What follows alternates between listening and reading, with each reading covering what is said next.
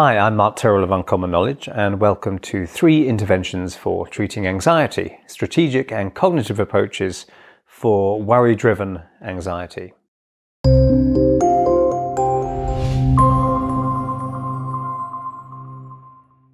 So a client, Sheila, came to see me because she couldn't seem to stop the obsessive thought that her co-workers and friends and even complete strangers on the street were judging her walk, her clothing, laugh, and everything about her.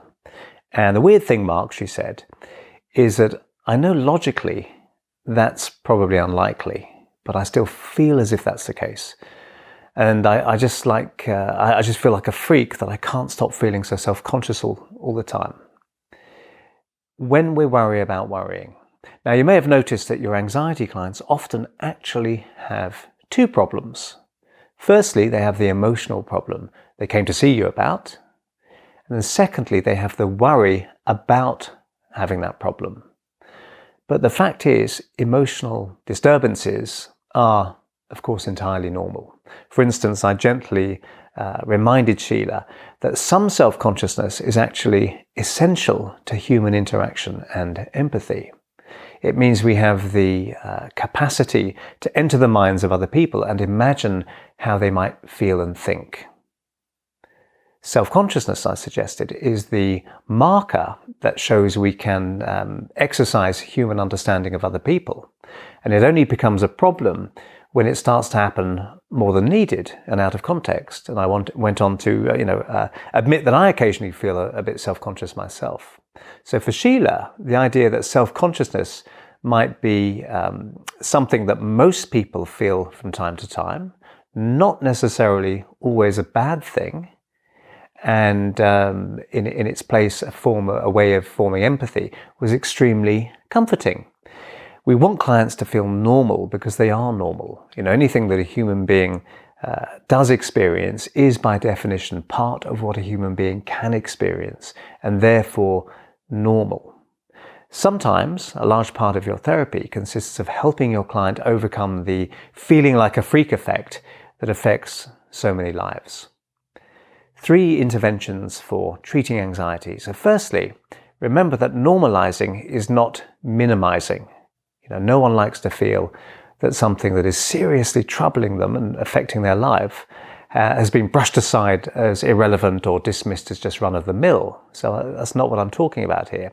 Helping a client feel normal about their anxiety isn't about downplaying the intensity of the effect of their anxiety on their lives. Okay, we're not just saying, "Oh, don't worry, everyone feels like that."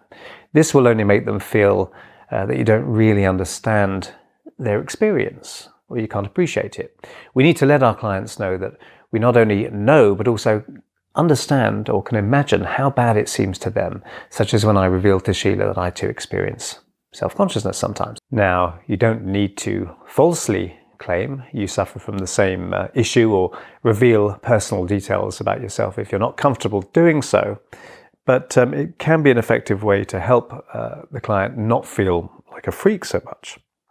But you can feedback common symptoms of the issue to show that you understand it, that it's an understandable phenomenon. For example, discussing the morning exhaustion and overdreaming experience during depression.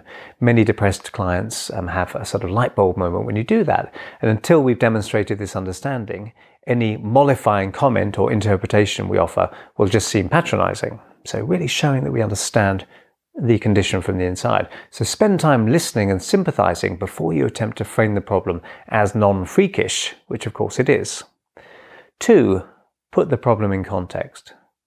So if we can identify the problem as part of a familiar, even common pattern, rather than some shameful one-off weirdness, then our client gets a chance to see that they're not freakish and that their problem means they're human, not crazy. For example, a client called Clarice told me she thought she was crazy for suffering emetophobia, fear of vomiting, and she was very ashamed of that.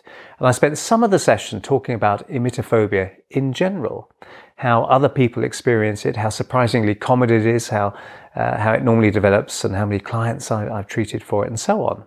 And I discussed other cases that have been successfully treated.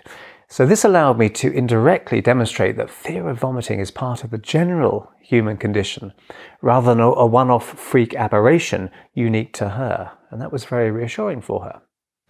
3, identify the function of the problem. Every human psychological problem can be viewed as functional and adaptive in a particular context or to some degree. So what does this mean? Well, consider this, checking things once or twice and even thrice is pretty useful when it really matters, such as that child's car safety belt, for example. Compulsively gathering food for winter is an example of obsessive behavior that's vital for survival, or can be. Worrying is useful sometimes if it makes us more careful. We had to learn to worry that there might be tigers outside the cave, so we had to do a lot of checking. We need to be addicted to learning and helping ourselves and others in life if we're to make progress. We need to use the imagination as an inventive tool in context. Imagination only becomes a problem when it's uncontrolled, as in psychosis, or misused, as with jealousy or paranoia or chronic worrying. We can view psychological problems as attempted solutions that can, ironically, cause problems in themselves. This neatly contextualizes even the weirdest of problems. So, obsessive washing could be an ineffective attempt to help a person feel secure and safe. It doesn't really work. Terrible jealousy could be an ineffective, sloppy way of trying to feel loved or secure in your relationship. Of course, it does the opposite. Depression is an attempt at shutting down energy for a while until circumstances improve. Panic attacks are a way of erring on the side of caution by responding as if lots of things are much more threatening than they really are. By discussing problems in context and looking at them as an attempt by the unconscious mind to address an important need, we can help normalize otherwise baffling experiences. You're not ill, you're just human. I might, for example, say to a man experiencing impotence that erections are supposed to disappear during times of anxiety and stress. And this is because stress is a danger signal, and when we're in danger, our energies get diverted away from all non-essential activities, such as sex. You don't need to be having sex if you're fighting off a bear.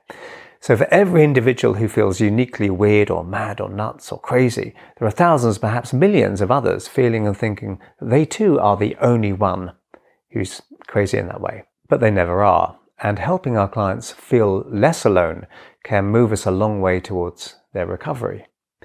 So I hope you found that useful, and if you did, please hit like and subscribe. And if you want to hear when my next video is published, hit the notification bell below. I'm Mark Tyrrell of Uncommon Knowledge, and if you'd like to subscribe to my email newsletter, you can find it over at unk.com, that's unk.com/blog, and thanks for watching.